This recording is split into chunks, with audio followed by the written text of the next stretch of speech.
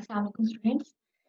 Last time जो है वो हमने वेक्टर से रेलिवेंट कुछ डिस्कशन की थी। आज हम कुछ क्वेश्चन सॉल्व करेंगे और हम उस डिस्कशन में जो डिफरेंट मेथड्स हमने पढ़े थे हम उन चीज़ों को अप्लाई करेंगे आज। तो सबसे पहले बेटे जो क्वेश्चन है उसमें हमें फाइंड करना है 3v plus w where v vector is given as 3i minus 2j 3i minus 2j plus 2k and w vector is given as 5i minus 5i minus j plus 3k 5i minus j plus 3k.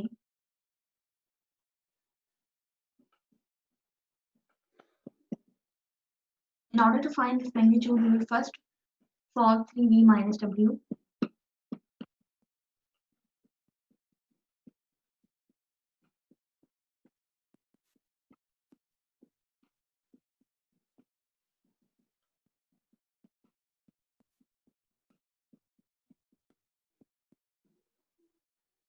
Sorry, it was plus w. 3v plus w.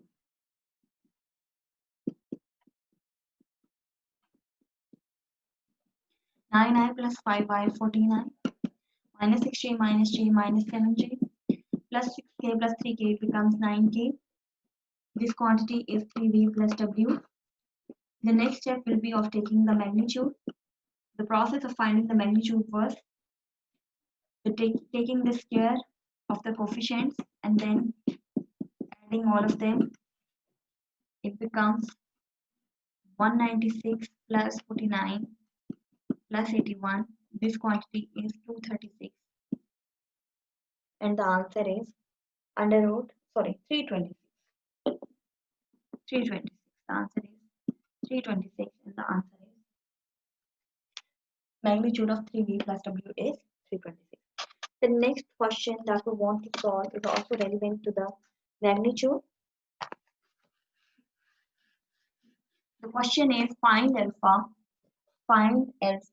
so that mod of alpha I plus alpha plus 1j plus 2k mod is equal to 3. We have to find the value of alpha. The formula for the magnitude is alpha square plus 1 whole square plus 2 whole square. It is equal to 3.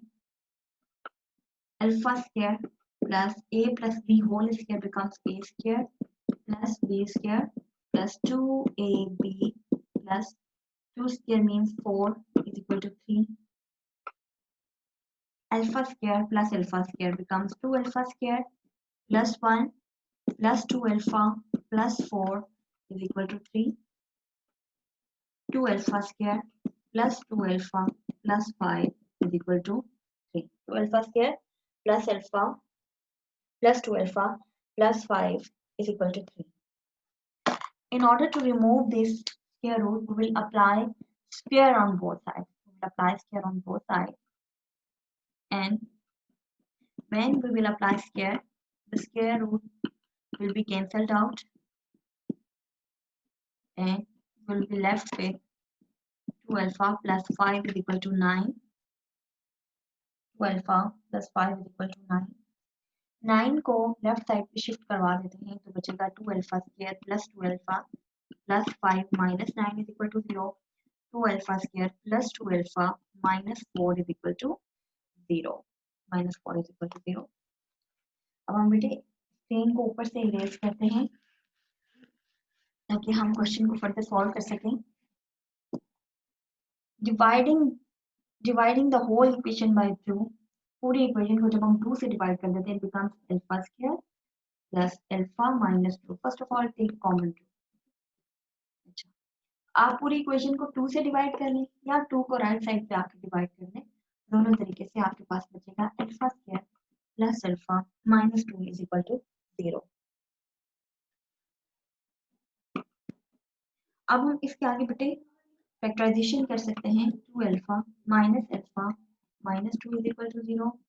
Common ले लेते हैं. Alpha plus 2 minus 1 alpha plus 2 is equal to 0. Alpha minus 1 alpha plus 2 is equal to 0. It means either alpha -1 is equal to 0 or alpha plus 2 is equal to 0. It further implies alpha is equal to 1 or alpha is equal to -2. Alpha is equal to 1 or alpha is equal to -2. So here are the two values of alpha. Alpha is equal to 1 and alpha is equal to -2, for which the given question, the given statement is satisfied. The next question is, find a vector whose magnitude is 4 and is parallel to 2i minus 3j plus 6k.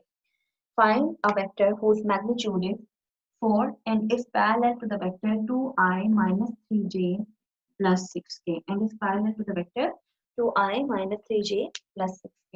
बेटे हमें एक ऐसा vector find करना है जो कि जिसका magnitude 4 हो और जो कि इस वेक्टर के पैरेलल हो. हमने प्रीवियस जो वीडियो थी उसमें एक डिस्कशन की थी कि वी हैव टू फाइंड, हमने एक वेक्टर फाइंड करना सीखा था कि जिसका जो कि यूनिट वेक्टर होता था और किसी वेक्टर की गिवन वेक्टर की डायरेक्शन में होता था. हमने एक वेक्टर फाइंड करना सीखा था जो कि गिवन वेक्टर की, जैसे आपको मिसाल के तौर पर एक वेक्टर दे दिया जाए और आपसे कहा जाए कि इसकी डायरेक्शन में यूनिट वेक्टर फाइंड करें.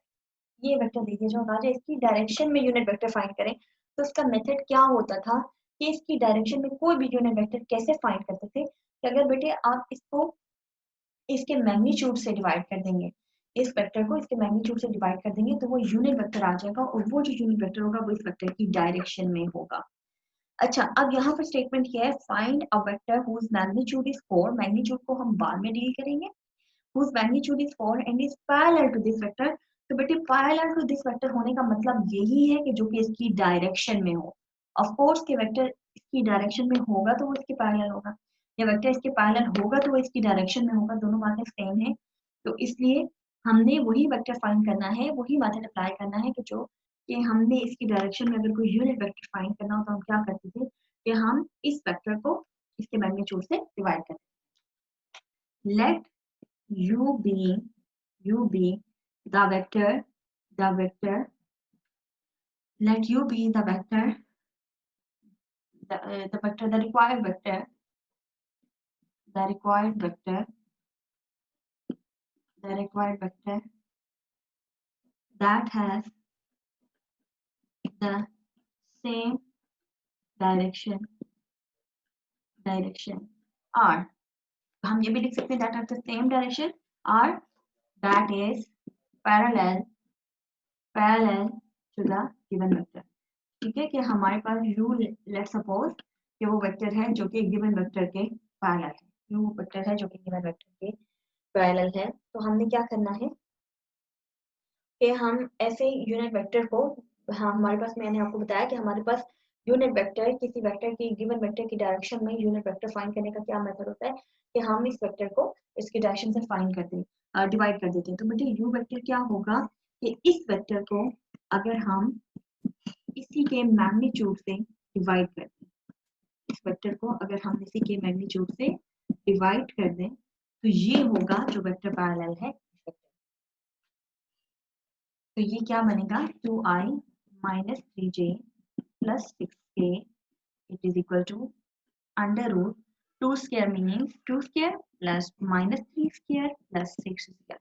मैं रिपीट कर दूं बात को कि बेटे हमने एक कॉन्सेप्ट पढ़ा था कि अगर आपको एक वेक्टर दे दिया जाए और आपसे कहा जाए find a unit vector in the direction of this vector, तो वो क्या करते थे कि वो वेक्टर जिसकी डायरेक्शन में हो तो वो कैसे आता था कि इस वेक्टर को हम इसके मैग्नीट्यूड से फाइंड डिवाइड करेंगे तो ये जो वेक्टर होगा इसकी डायरेक्शन में होगा, और डायरेक्शन में होने का मतलब यही है कि ये इसके पैरेलल होगा. ठीक है, तो इसके लिए 2i minus 3j plus 6k divided by under root 2 square plus 9, sorry 2 square is 4, 2 square is 4 plus 9 plus 36, 4 plus 9 plus 36, 4 plus 9 and plus 36. तो बेटे इन तमाम क्वांटिटीज का अगर हम सम करते हैं so it becomes u vector becomes 2i minus 3j plus 6k and the sum of these quantities is 49. The under root of 49 is 7. 2i minus 3j plus 6k divided by 7 आ गया. ये हमारे पास unit vector आया, ये हमारे पास unit vector आया जो कि जिसका मैग्नीट्यूड 1 है और जो गिवन वेक्टर के पैरेलल है। ये वो वेक्टर है जिसका मैग्नीट्यूड 1 है और जो गिवन वेक्टर के पैरेलल है। अब हमें क्या फाइंड करना है, हमें वो वेक्टर फाइंड करना है जिसका मैग्नीट्यूड क्या होता था, जिसका मैग्नीट्यूड 4 हो। since the magnitude of required vector, since the magnitude of required vector is 4, so what we have to do, we have to multiply both the sides by 4, 2 by 7i minus 3 by 7j plus 6 by 7k। हम इसका magnitude 1 है, ठीक है, क्योंकि ये unit vector आता है। जब भी आप इस मेथड को अप्लाई करते हो तो यूनिट वेक्टर आता है जो कि गिवन वेक्टर की डायरेक्शन में होता है या गिवन वेक्टर के पैरेलल होता है। उस वेक्टर का मैग्नीट्यूड चेंज करने के लिए हमें क्या करना पड़ता है कि हमें जो मैग्नीट्यूड चाहिए होता है हम उस मैग्नीट्यूड से इसको डिवाइड कर देते हैं। It will become 8 by 7 in the direction of r minus 12 by 7 in the direction of j plus 24 by 7 in the direction of k. So this is the required vector of having magnitude 4 and that is parallel to the given vector। तो यही हमारे पास जो है ये required vector है। The next question is if u, v and w represents the sides of a triangle।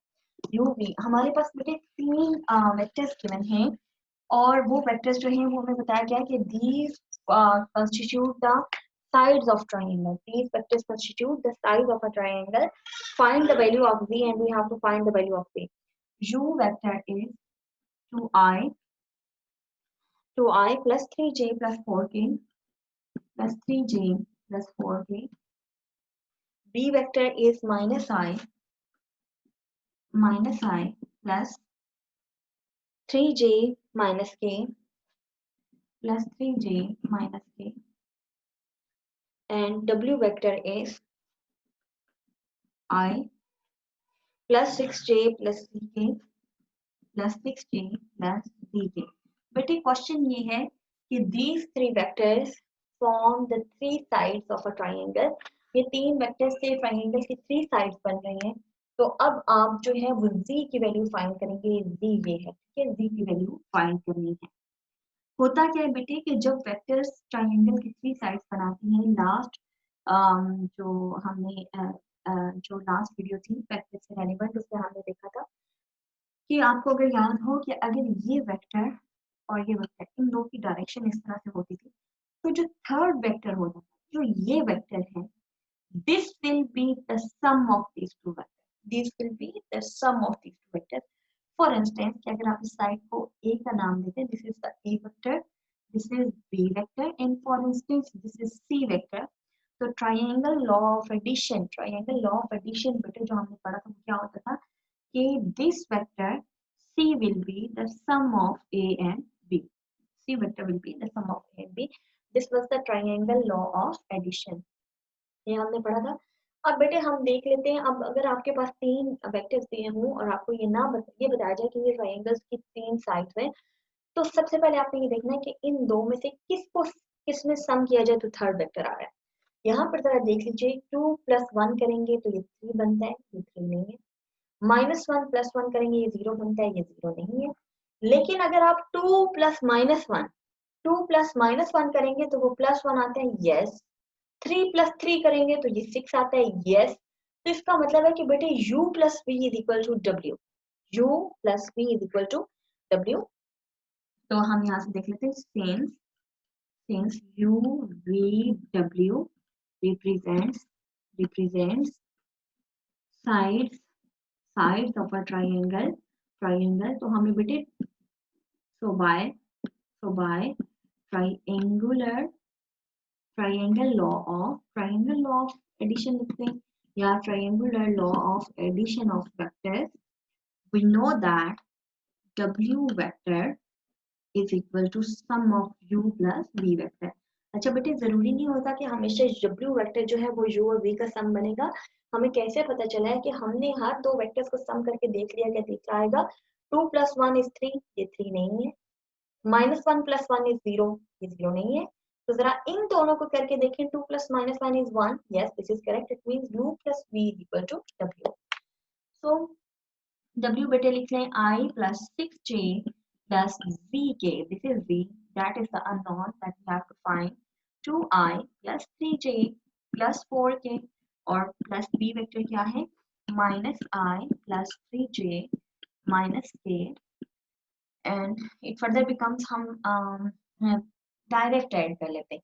2 + -1 is 1I, +3 + 3 means 6j, +4 - 1 means 3k. Okay?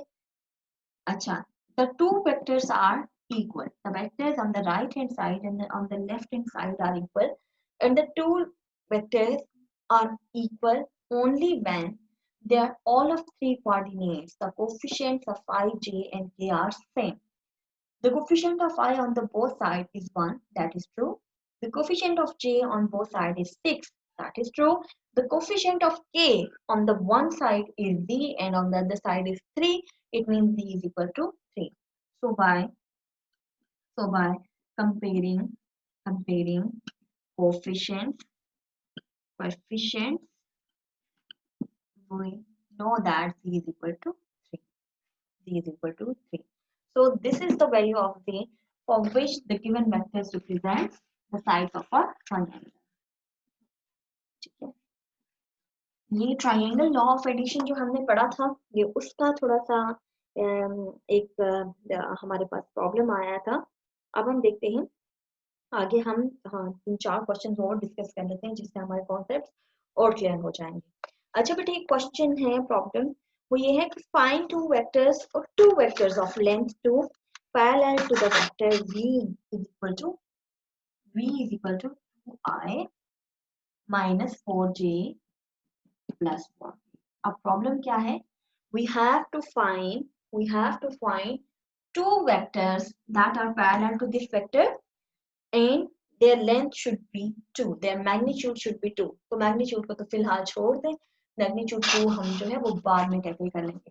हमें दो vectors find करने जो कि इस वेक्टर के पैरेलल हो। तो बेटे जो वेक्टर पैरेलल वेक्टर्स फाइंड करने का जो मेथड होता था, जिसका अभी अभी हमने क्वेश्चन सॉल्व किया है, तो वो क्या होता था कि हम इस वेक्टर को इसकी मैग्नीट्यूड से डिवाइड करते हैं तो हमें इसकी डायरेक्शन में वेक्टर मिल जाता था या इसके पैरेलल वेक्टर मिल जाता था। पैरेलल या डायरेक्शन में होना, these two are the same thing.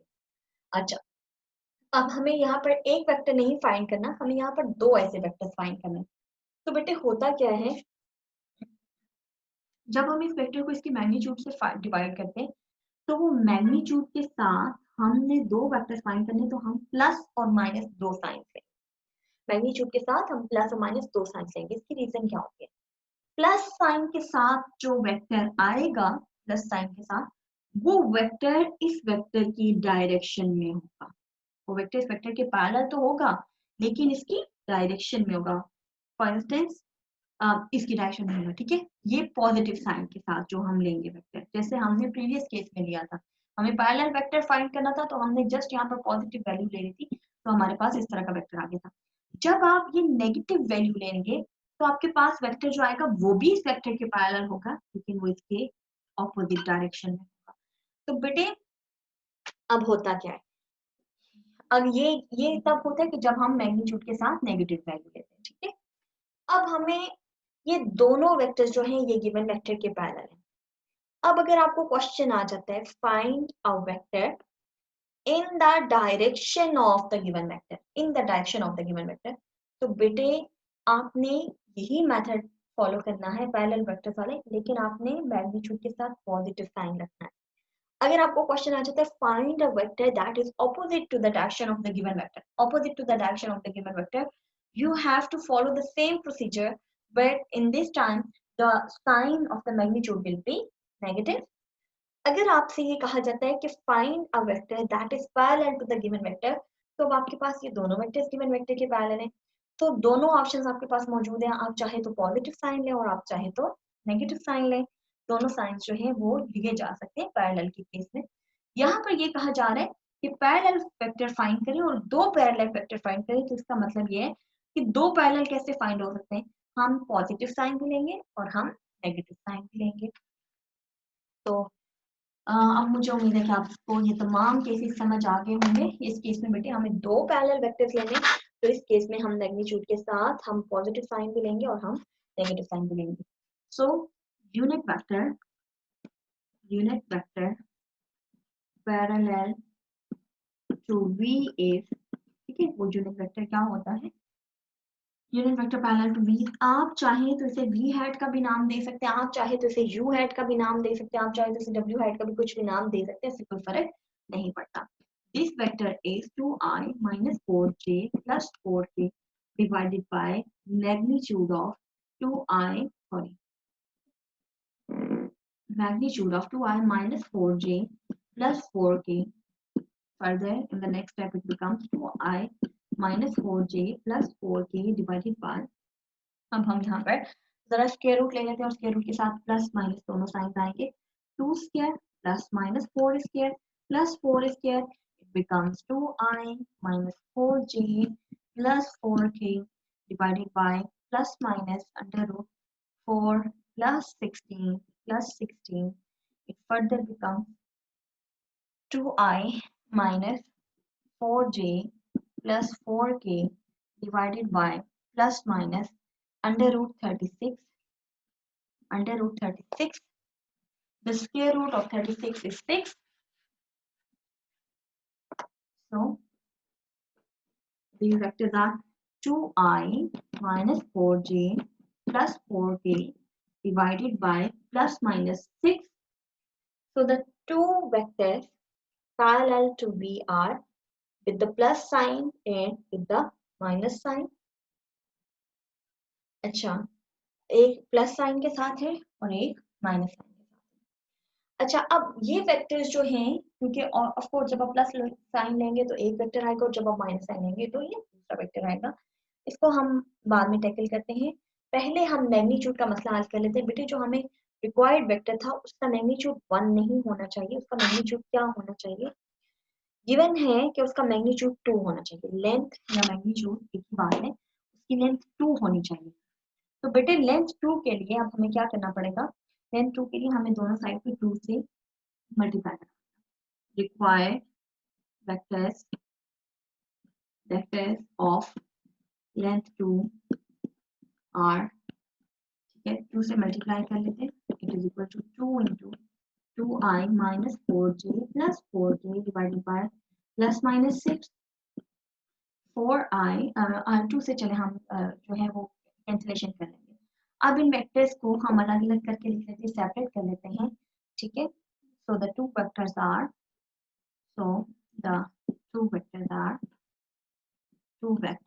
ठीक है, एक दफा हम इन वेक्टर्स को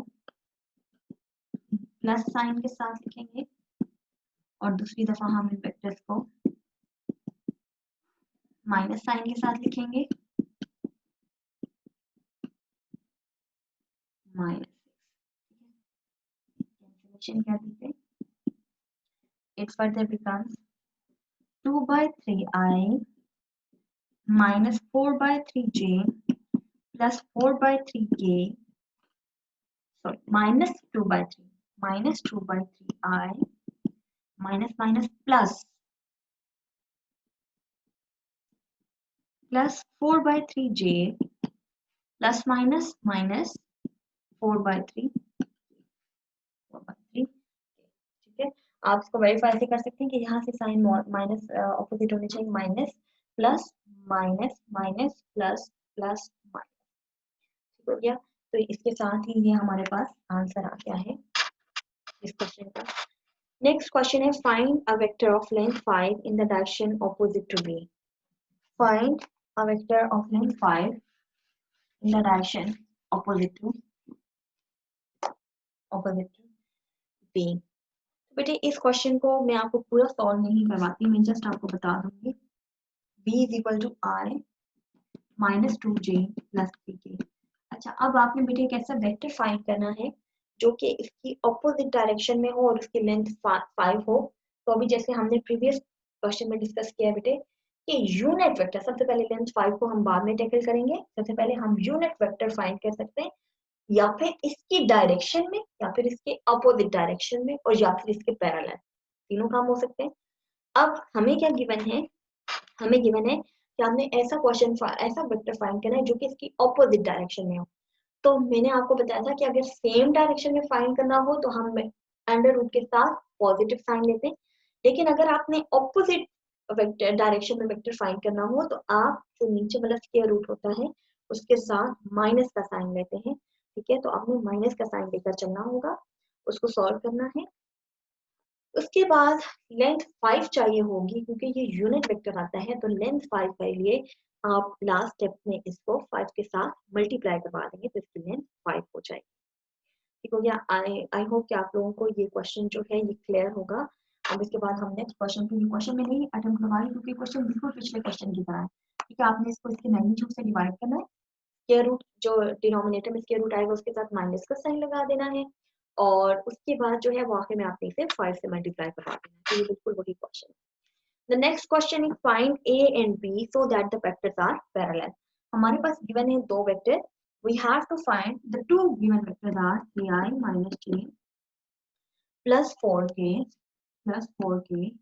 a in the direction of I plus b in the direction of j minus 2 in the direction of k। हमें a और b find करने so that the two vectors are parallel। We have to find the values of a and b so that the two vectors are parallel। हमने पढ़ा था again in the last video we have discussed that the two vectors are parallel if and only if one is the scalar multiple of other। One is the scalar multiple of other। Since given that the two vectors are parallel, so what does it mean? It means that one will be the scalar multiple of other। One will be the scalar multiple of other। So it means 3i minus j plus 4k is c times ai plus bj minus 2k। बेटे scalar multiple का क्या मतलब होता है कि scalar multiple का मतलब ये होता है कि एक वेक्टर दूसरे वेक्टर को किसी स्केलर से, स्केलर का मतलब होता है किसी नंबर से, 4 से, 10 से, -7 से मल्टीप्लाई करने का। स्केलर मल्टीपल का मतलब ये होता है बेटे कि एक वेक्टर दूसरे वेक्टर को किसी स्केलर से मल्टीप्लाई करने से आ रहा है। अब जरूरी नहीं कि आप 3i को इधर रखें, आप ai को भी इधर रख सकते हैं और 3i को भी इधर रख सकते हैं, उससे कोई फर्क नहीं पड़ता। ठीक है, स्केलर चेंज हो जाएगा, उससे कोई फर्क नहीं पड़ता। Since the two given vectors are parallel, it means that one is the scalar multiple of other। This is the scalar c, which is not, उससे कोई फर्क नहीं पड़ा। One will be the scalar multiple of other। ठीक है, अब हम इसको सॉल्व कर लेते हैं। 3i minus j plus 4k is equal to AC in the direction of I plus BC in the direction of J minus 2C in the direction of K। By comparing coefficients हम discuss कर चुके हैं previous question में कि दो vectors तभी equal हो सकते हैं कि जब उनके तमाम कोएफिशिएंट सेम हो। तो यहाँ से क्या पता चल रहा है, सबसे पहले हम I का कंपोनेंट डिस्कस कर लेते हैं। 3 is equal to AC minus 1, the component of J here is minus 1, here BC minus 1, here is BC, 4 is equal to minus 2, 4 is equal to minus 2। अगर आप इसको ऑब्जर्व करें, यहाँ पर A अननोन इन्वॉल्व है, यहाँ पर B ये भी अननोन इन्वॉल्व है। बेसिकली यहाँ पर दो अननोन थे A एंड C, यहाँ पर भी दो हैं B एंड C, तो इनको हम फिलहाल आगे सॉल्व नहीं कर सकते। यहाँ पर सिर्फ और सिर्फ C इन्वॉल्व है, तो हम इसकी वैल्यू फर्दर फाइंड कर सकते हैं and C becomes minus 2। C becomes minus 2। C की -2 वैल्यू बेटे अगर हम इधर पुट करें तो A becomes -3/2। इधर पुट करेंगे C की value -2, it becomes -1 by -2 is equal to B, B is equal to 1/2। So the value of B is 1/2, the value of A is -3/2 and 1/2।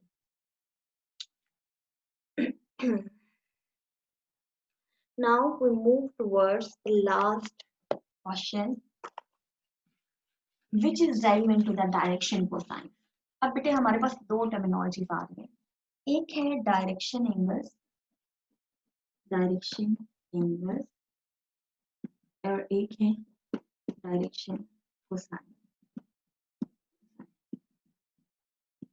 Direction angle अगर बेटे आपके पास कोई भी एक वेक्टर गिवन है v, चाहे वो पोजीशन वेक्टर है चाहे कोई और वेक्टर है, चाहे वो यूनिट वेक्टर है चाहे उसका मैग्नीट्यूड कुछ और है, किसी भी किस्म का अगर वेक्टर गिवन है, अब वो वेक्टर जो है वो, सबसे पहले तो मैं आपको एक बात और बता दूं कि जब हमने लास्ट वीडियो में हमने इस चीज को डिस्कस किया था कि उस वक्त हमने चीजें 2 डायमेंशन में देखी, ठीक है। I vector was then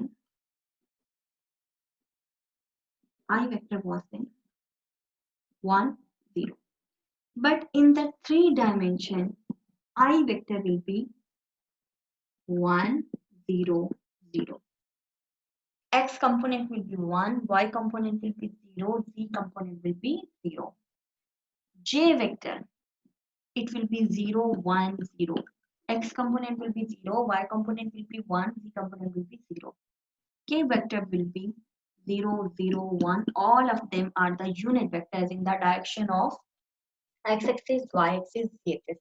कल हमने सिर्फ और सिर्फ I और J को डिस्कस किया था, उसको डिस्कस किया था 2 डायमेंशन।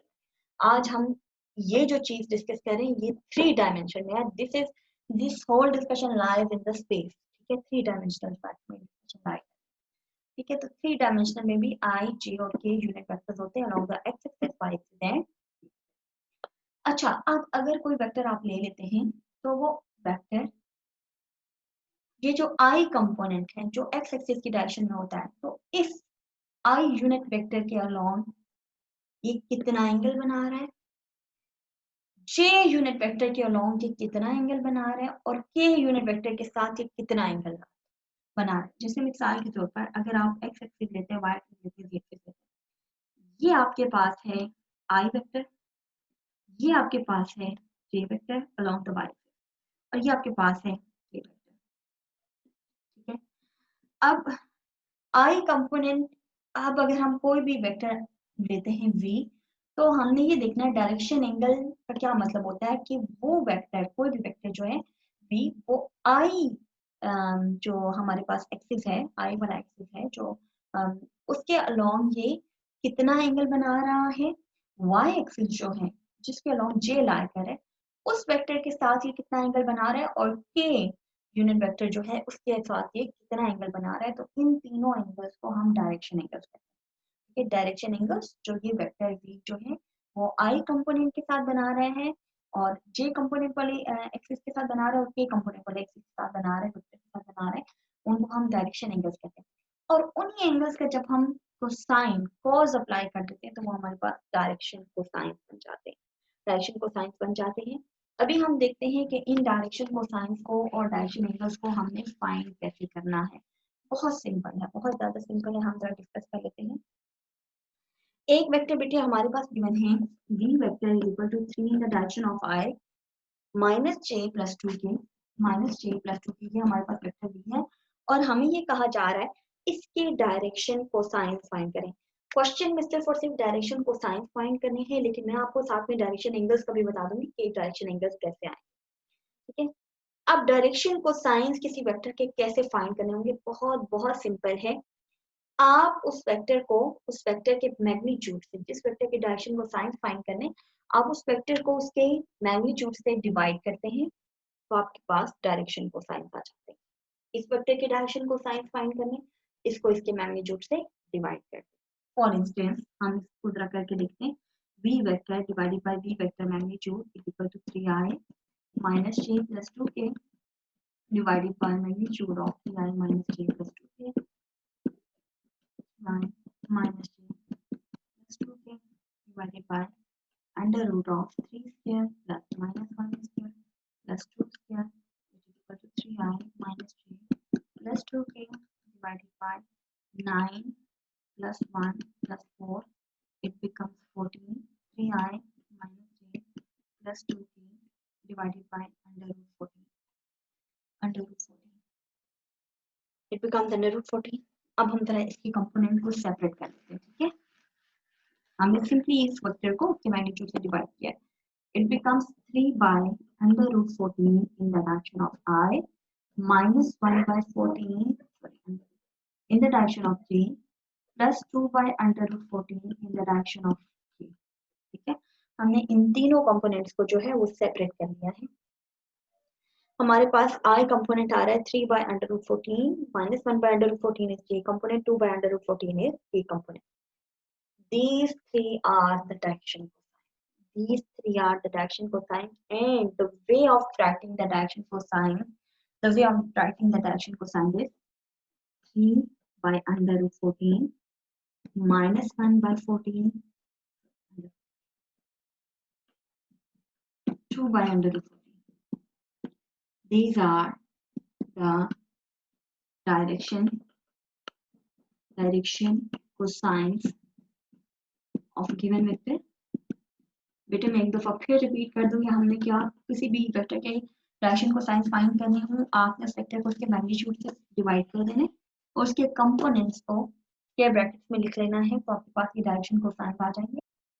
अब फॉर इंस्टेंस यहाँ पर जो डायरेक्शन कोसाइन है cos alpha, cos beta and cos गेमा, ठीक है, ये तीन डायरेक्शन कोसाइंस होते हैं। कोसाइंस में cos दिया हुआ था। cos अल्फा क्या होगा 3/√14, cos बीटा क्या होगा -1/√14, cos गेमा क्या होगा 2/√14.